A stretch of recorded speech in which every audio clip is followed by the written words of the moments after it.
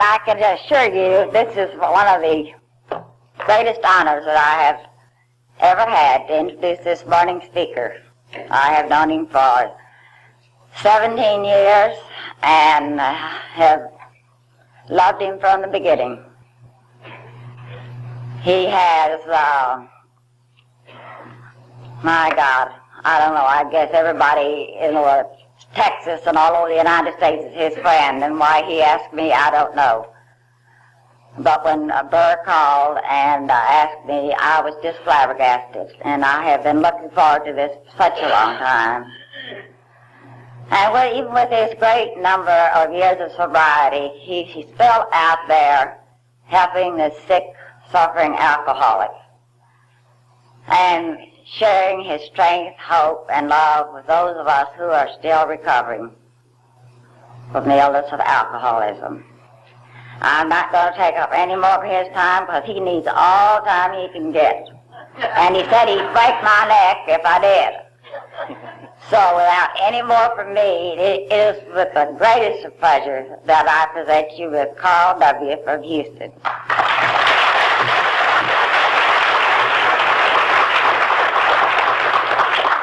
Thank you, Betty.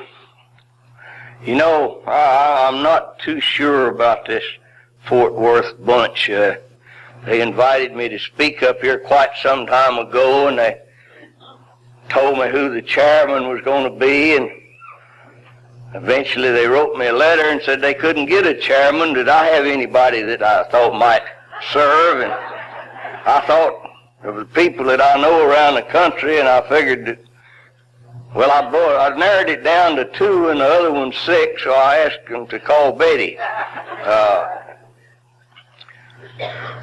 And it's nice to be able to talk on the Texas State Convention. I nearly talked here once before. In 1954, I got numerous telegrams and phone calls that they just couldn't have it without me. And I was sick at the time. I got up and drove all night sick and got here just in time for the meeting. And the chairman met me over at the end of the table and said, "We have allotted you 5 minutes." And then I found out I was on the program with Bill Wilson, and I gave him 2 of them back. I assume that not too many of you people were at that meeting in 1954, so what I have to say will not be repetitious.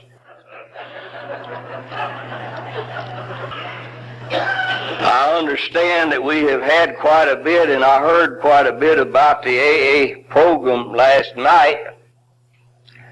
And this is real good because I haven't been able to hear much about the AA program for the last few years. All I've been able to hear about is what it was like. By the time they get through telling about what it was like, they run out of time before they can tell about what happened and what it's like now. So I'm not going to tell you my drunk story. And I'd like to talk a little bit about AA. I hear quite a bit of talk around the country now that AA is changed. Well, AA hasn't changed really. Of course, now in 1942 you had to be a whole lot sorrier to get in than you do now. But it's just like anything else, when you start lowering the requirements for membership and lowering the initiation fee, more people get in. But back in the old days, you had to be awful sorry, and the initiation fee was higher than hell. It just took everything that you had. And when I come in, if you had a pair of shoes that matched, or a wristwatch, or a house to live in, or a wife, or a job, or any place to go, we were a little suspicious of you. And now they have even brought it down to we're just alcoholics. Used to, we had 2 classes. We had the true alcoholics, and than the ones that wasn't true alcoholics. We let them in, but we watched them. If they had a job or a wife or anything, we didn't want any phonies in here. But like I say, when you lower the requirements, you get a lower grade of alcoholic, and it sort of thins it out. And eventually the alcoholics outnumbered the true alcoholics, so they don't even let us call ourselves true alcoholics anymore. But I am one of the few survivors of that breed of true alcoholic. My name is Carl Wright, and I am an alcoholic.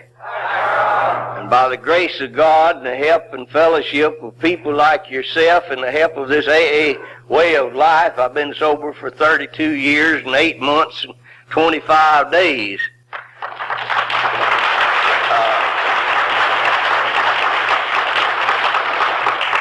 One day at a time, by the simple expedient of not taking the first. That's this time.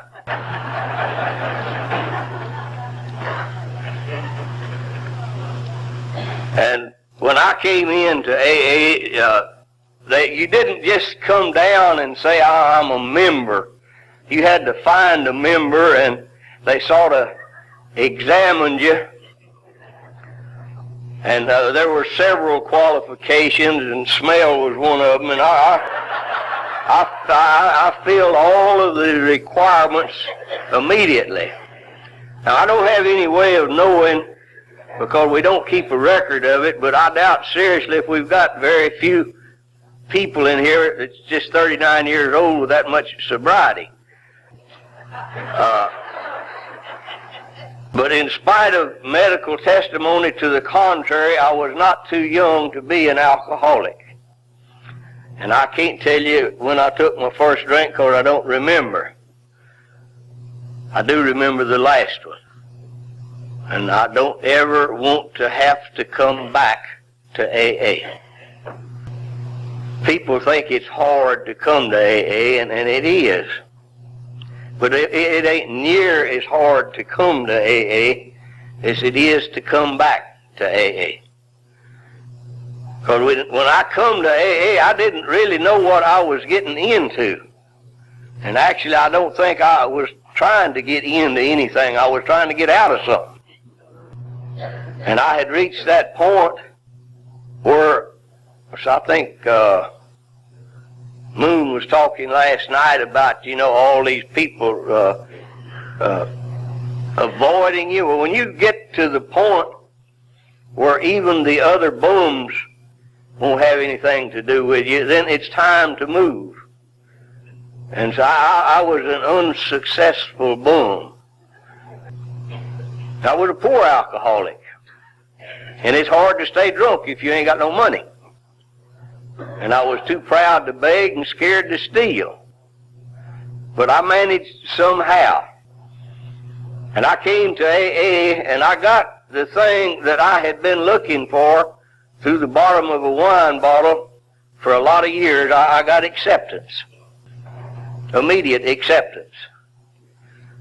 And this is something that I, as well as I can remember, I don't ever remember feeling accepted. It was so rich. It was so rich that my blood just wouldn't take it. And I got smart and I got drunk. And Midge was talking about the need for AA, and I hear people talking around different places say, well, what do we need to send money to general service for? What can they do for us? Hell, we got a thriving group. We've got a good central office. We got more people coming in than we can handle. Well, the reason you got them is because when I come in, they didn't have a thriving group. We had a little struggling group that used to take turns getting drunk.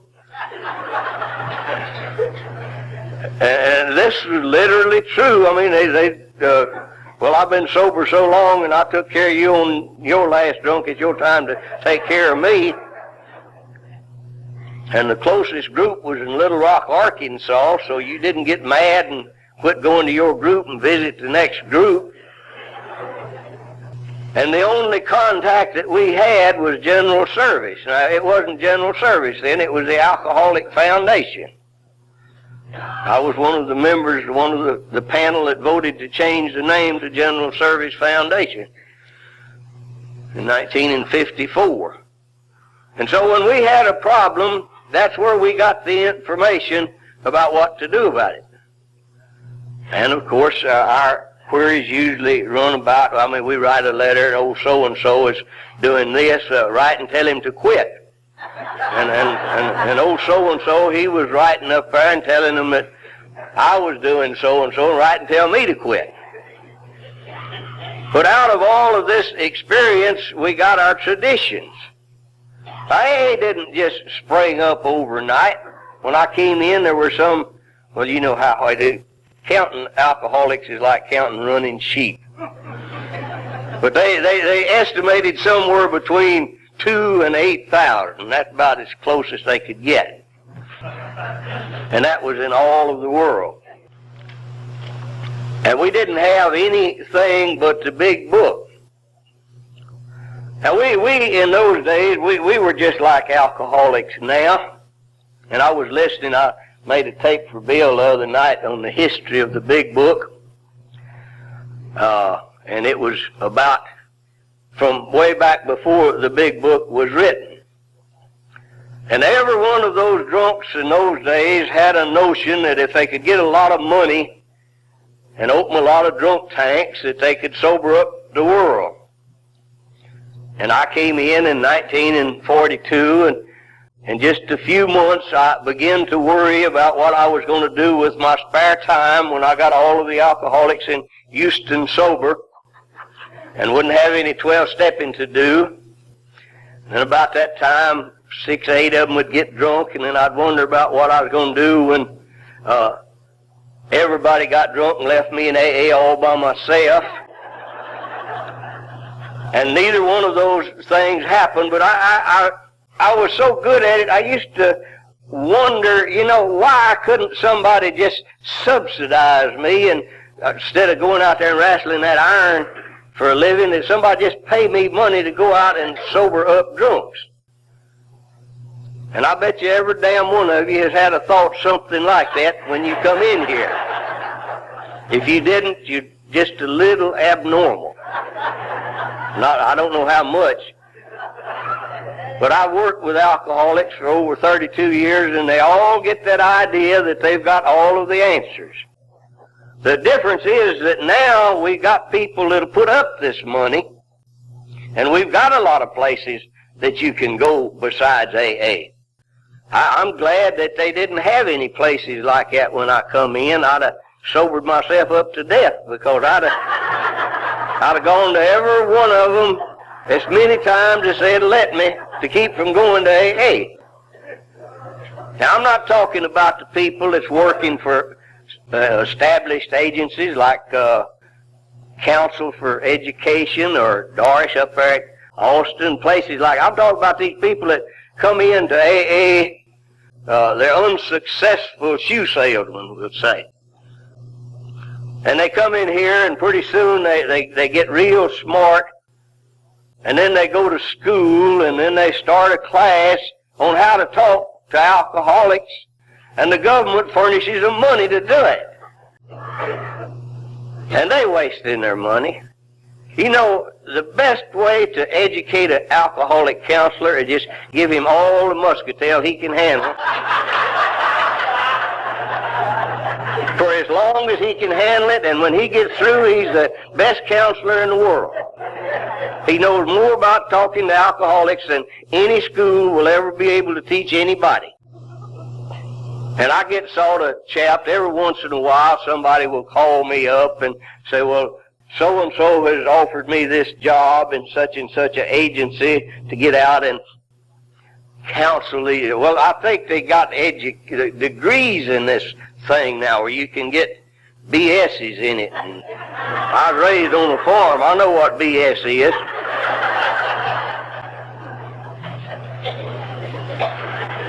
And I make people mad sometimes when I talk about this, but I don't think I just don't think that they can teach you in school how to talk to alcoholics.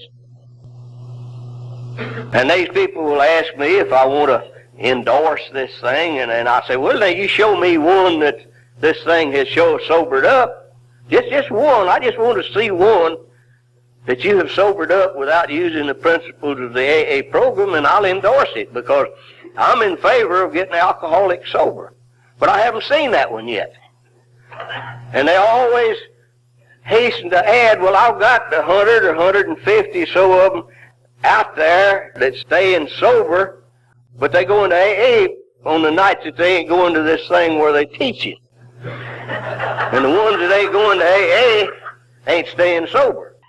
So I don't know. I don't know about y'all up here, but we had a long rainy spell down in Houston last month. It lasted days and days and days, and all of a sudden it quit. Heard one of them old pipe fitters asking us, said, you know how come that rain quit? He said, no. He said, well, God heard Nixon was building an ark.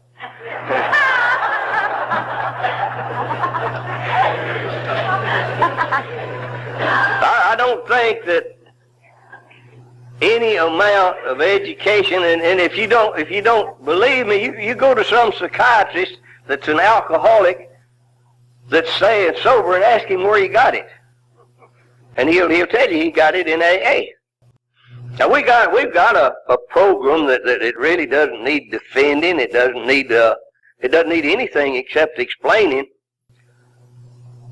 And you can't explain it all at one time, because the level you are today, you can understand so much, and tomorrow you can understand something else. And next week it'll be something else. And so it's something that you got to sort of work out on a continuing basis. Now when I came in, they told me to read the big book, and I read it. And they told me to read it again, and I read it again. And they kept on. But after I had read that thing, well, I started reading it really before I got my eyes uncrossed. And then after a while I could see the words, and I still was reading it. But I was waiting for the miracle to happen. And I asked them, I said, now when are you going to give me this program? Y'all keep talking about you've been sober on the AA program for 90 days, and we had two that had 2 years then. And I just didn't understand that the big book was the AA program. That had a lot of stuff in there. Some of it I agreed with. A whole lot of it I didn't. And see, hell, it took me almost 10 years to find out I wasn't running AA. I was like what Lindsay's log with them 300,000 ants floating down a rain-swollen stream, and every damn one of them thought they were steering it. And see, I thought, now I had a concentrated form of religious training. It was pushed on me to such an extent that by the time I was 10 years old, I had enough of Sunday school and church and BYPU and Wednesday night prayer meetings and tent revivals in the summertime that I haven't needed any since. And I learned so much stuff that I couldn't use to live by that it took me about 5 years to unlearn all of it before I could start learning about a higher power. I call it God, because you know what I'm talking about, and I know what I'm talking about, but I don't know exactly what God is. And so I had all this business, you know, when you read in there that you turn your will and your life over to the care of God as you understand. I thought you had to get real good. And I didn't think that I was going to make it. Tell you the truth, I haven't. Not what I thought I was going to have to be. I'm still sort of like Burton Crawford. I have reformed to a certain extent. He tells about the guy that got on the train and went into his compartment. There were two beautiful women in there. And he told them, said, now ladies, said, I have joined AA and I have straightened out my life. I'm trying to live a good life and a better life. I said, one of y'all going to have to leave.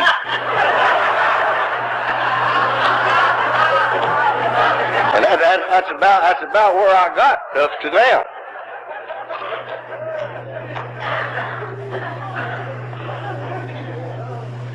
And I don't try to tell people when I'm working with them that they're going to turn into saints. I haven't seen any all-white alcoholics yet, any pure white ones. And I don't think I'm going to. I hope I don't.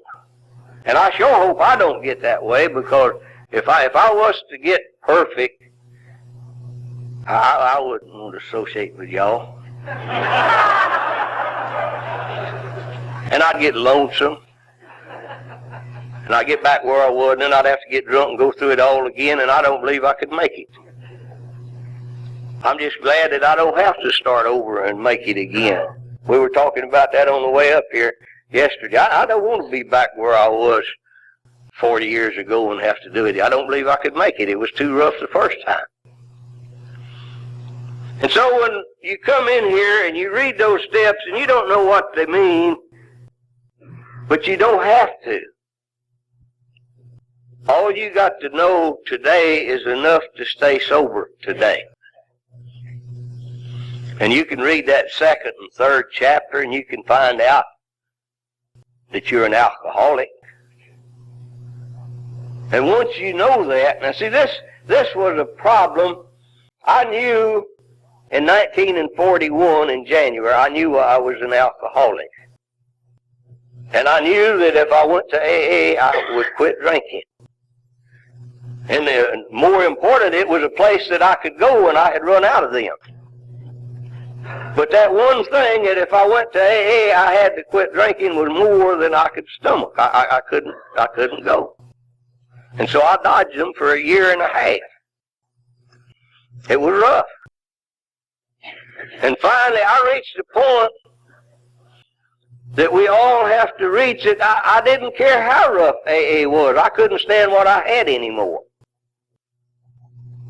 And so I got up out of a sick bed. And I like to tell this. Somebody up here a while ago reminded me of the old boy that brought me into AA. And I was telling him one day about I wasn't no good. You know, I was trying to take that fourth step. I'd been sober maybe 3 weeks. And I got to worrying about it. I said, you know, inventory consists of assets and liabilities. I ain't got any assets. And he said, you got up out of a sick bed and come to AA under your own steam. Said, you put that down on the asset side of your inventory, and eventually you'll get enough on that side to balance out the other. Well, I haven't yet, but I'm working on it.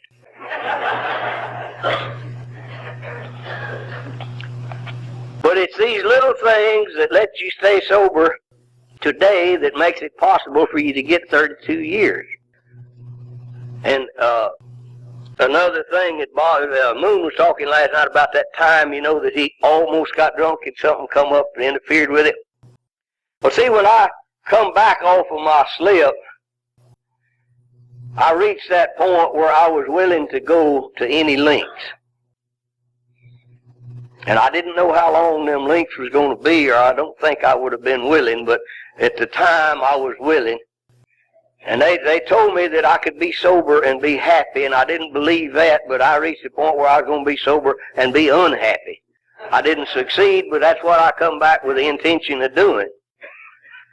And when I was sobering up, my sponsor got drunk and wanted me to go with him, and I wanted to, but I didn't.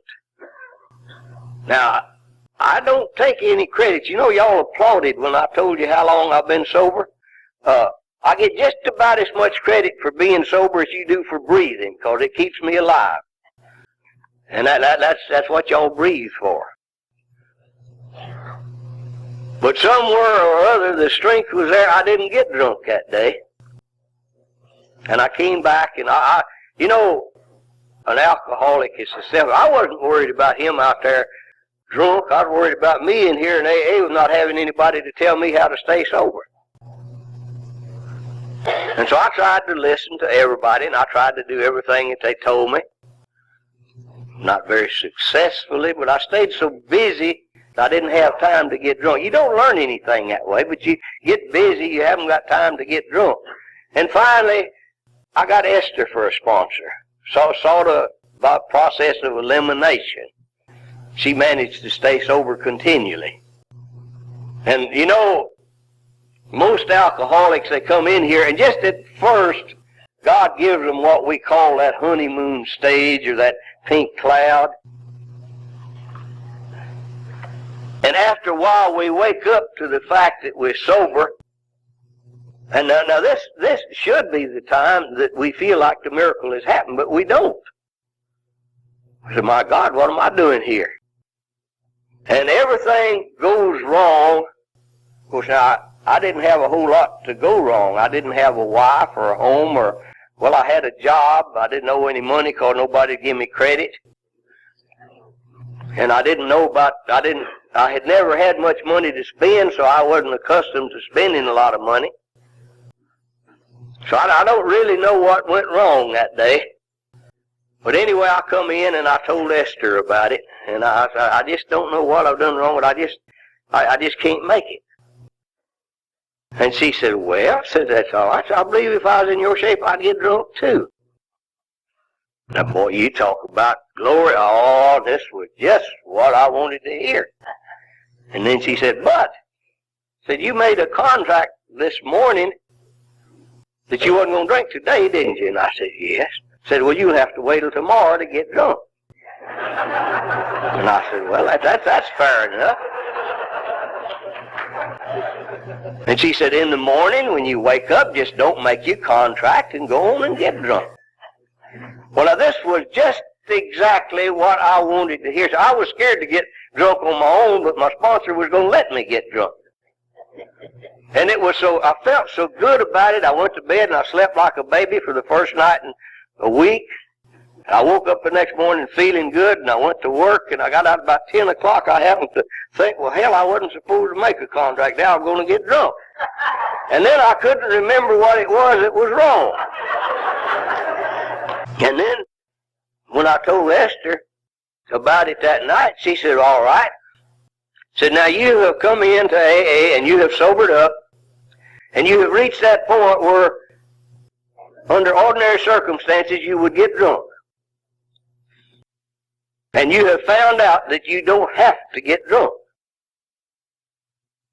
So now you never have to get drunk again as long as you live. Because you have found out that you can get by without it. You know, that's the wisest thing in the world and the most wonderful thing that can happen to an alcoholic. To find out that you don't have to get drunk. Now, I was, like I say, I wasn't too smart. You drink enough of that muscatel, you get sort of, I don't know just what happens to your brain, but it ain't good. I read somewhere one time where every time that you drink just a small fraction of alcohol, it destroys a minute portion of your brain. And I just wonder where Einstein would be if I hadn't ever had a drink. But see, all the time when I was sober, when I was awake, I wanted a drink, and when I was asleep, I dreamed about it. And I told Esther about this. And she said, well, why don't you pray about it? Well, right away, I pray. So I didn't even want God to know I drank. I didn't want to tell him about this obsession.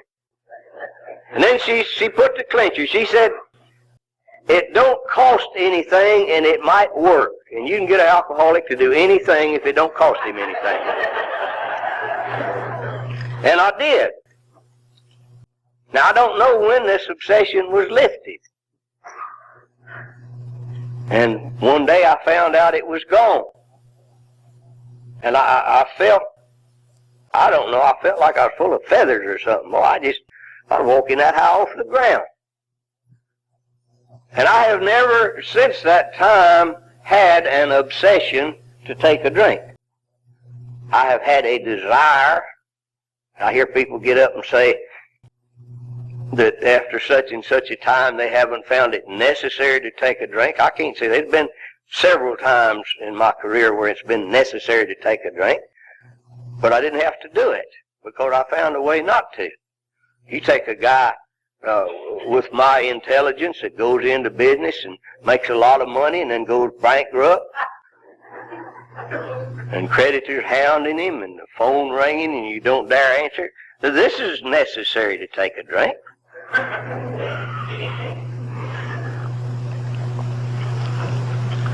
But you know what I did? I went up to the 24-hour club and I stayed up there 3 days and nights around alcoholics.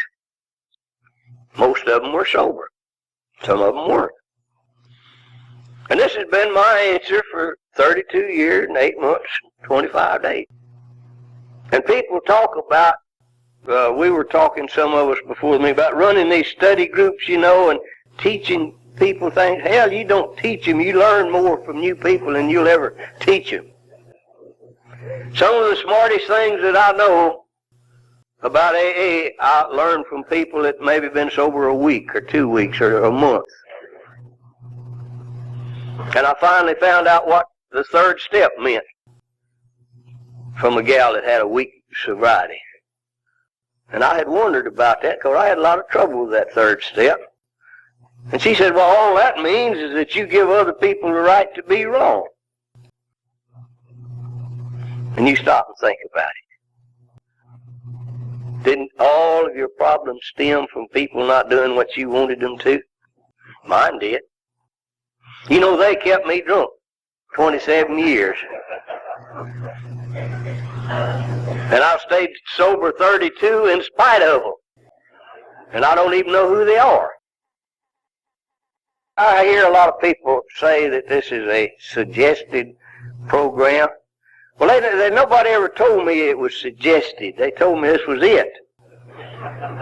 And I got to reading, and you know, it says just before the 12 steps, and I believe it's on page 58 or 9 or something like that, said these are the steps we took. And then it says, which is suggested as a program of recovery. It don't say that they suggest we take the steps. It says we take the steps. And it's suggested that we use this program. Well, are those steps, well, they're really too simple for an alcoholic mind. The alcoholic's got a complicated mind. And we read them white spots between them black lines for several years. And we mess around and we reinterpret them. And we discuss them amongst ourselves, and we each one tell the other one what they should mean to them. And then we don't do it for ourselves. We always tell the other people what they should do. And the only time that we ever really get down to it is when we get in the crack. I haven't made any improvement at all since I've been in AA except against my own better judgment. Everything that I thought I wanted to do, I haven't. And everything that I always said I'd never do, I have. Damn near it. And I can look back now and see that the little simple things that Esther told me is what kept me sober, and all them complicated things that I was adding to the program that ain't in the big book was what made it so hard for me to stay sober. And I had a lot of problems. Like I said, when I started, I had such a terrible fear of God. You can't be scared to death of something and love it or trust it. And I was so afraid of God, and I used to pray at night. I say, God, please don't let me do something inadvertently that will cause you to make me get drunk.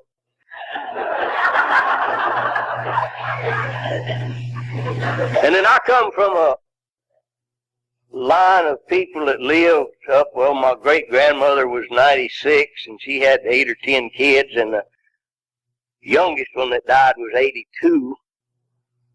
And I used to worry, see, to me at that stage of the game, life without alcohol was not living. And I used to worry, now I'm 27 years old, and say I just live 50 years, that conservative estimate, I'll be 77. And all of a sudden, in some mysterious manner, I find out that I'm not an alcoholic, and I've got a wasted life behind me.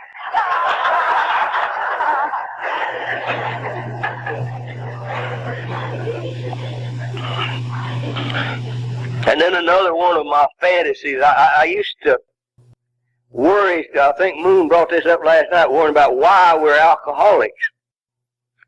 Well, boy, you go down to MD Anderson in Houston and just go through them wards and find out how many people wouldn't trade the disease they got for one that they could cure by just quitting drinking. You get 100% takers. But I didn't like alcoholism. That wasn't the disease I wanted, because you couldn't drink if you was an alcoholic. And I'd lay up there, and I'm a great fantasizer, and I would lay up there and I'd think about, now, suppose I had tuberculosis of the bone, or terminal cancer, or some acceptable disease that you can drink while you got it. And I would have envisioned myself on this hospital bed with this beautiful blonde nurse and these white sheets rubbing me on the forehead, and Mr. Wright. Now, nobody ever called me Mr. Wright, but this, my fantasy didn't take that into account. Mr. Wright, isn't there something that I can do to make you a little more comfortable? And I say, if you just get me a half a pint of bourbon whiskey. Oh, if that's all it'll take, go right away. Of course, I chopped that fantasy off right there, because if I carried it on to its logical conclusion, I'd be dead. But it was so beautiful while it lasted. So you don't have to be sane to be sober.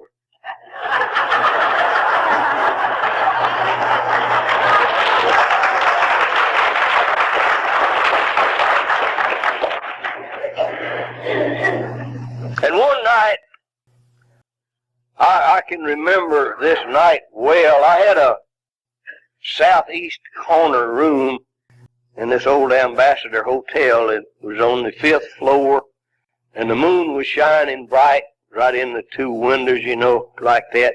The room was almost as bright as day.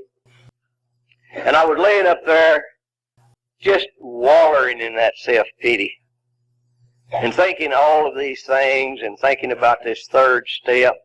And see, another reason I didn't want to turn myself over to God, I was afraid I'd turn out like some of them people I was raised around, and I didn't want to be like them.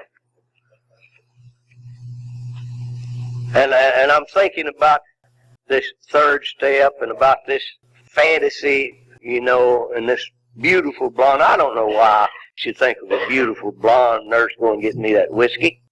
Hell, I wasn't used to beautiful women with clean clothes on.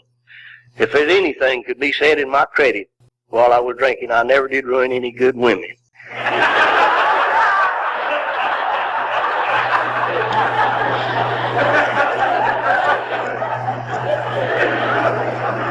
And all of a sudden, just like somebody had said it, and I was wishing, I said, now God, if I really am an alcoholic, and if I told you my story, you'd know I didn't have very much cause to doubt it. But I would say, now, if I really am an alcoholic, turn the light off and on. Well, the switch was over yonder. Well, that switch ain't turned on yet. And then I'll go into this deal about the nurse and the whiskey.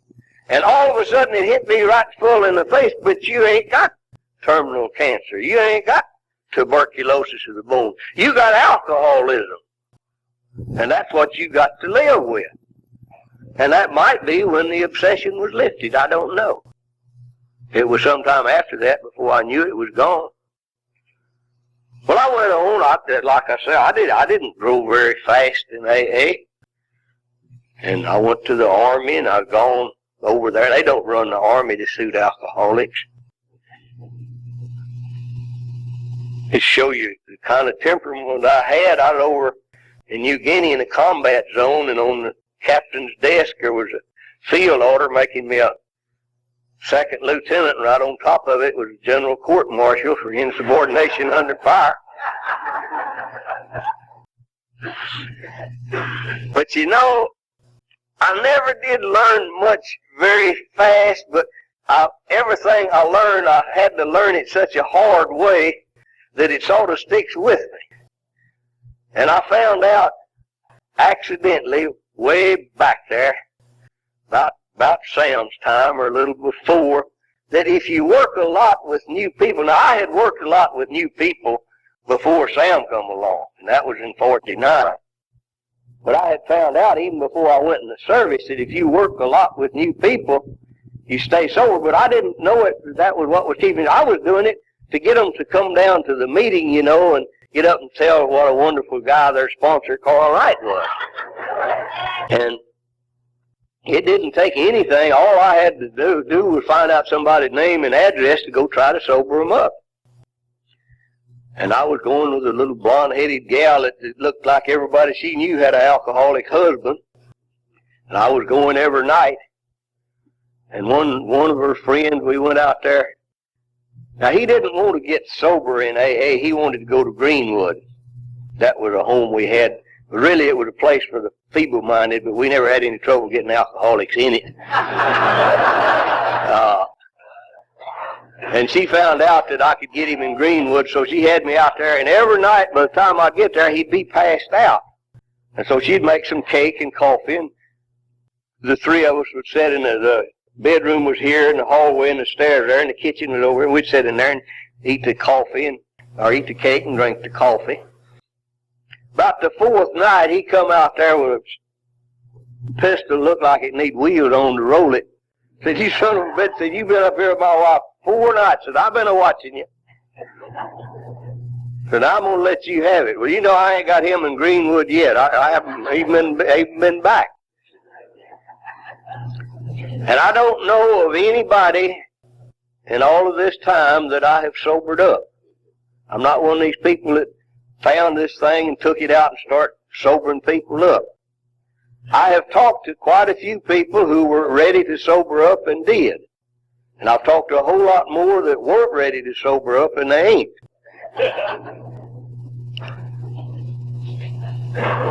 And usually when I sponsor somebody for about 6 months, they think I'm the smartest, prettiest thing in the world, and then they find out different and they don't speak to me.